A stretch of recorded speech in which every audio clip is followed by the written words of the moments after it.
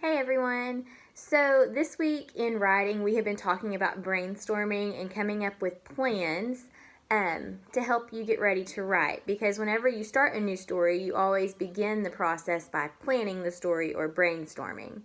So now that we have planned, what we're going to actually do that usually helps us get started writing is tell our story orally.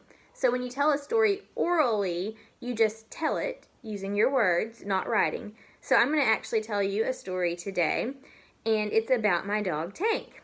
It's a really short story, but still, it's interesting. Okay, so Tank recently has been barking and barking and barking. He has been driving us crazy because he's been barking so much, especially at night.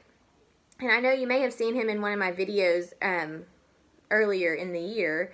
He's a big white dog. He's ginormous. He's like over 100 pounds. So his bark is very loud and obnoxious. So at night he's been barking so much. And so last night my husband finally decided he would go outside, and we live out in the country so it's really dark all around us.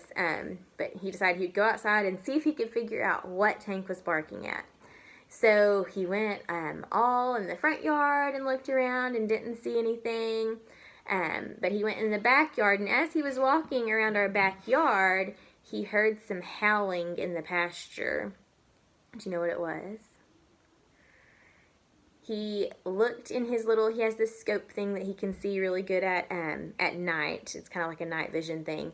He looked through that and he saw 5 coyotes in the pasture, not far from our house, and they were all howling up a storm. So Tank has been barking at these coyotes, and it's been so loud.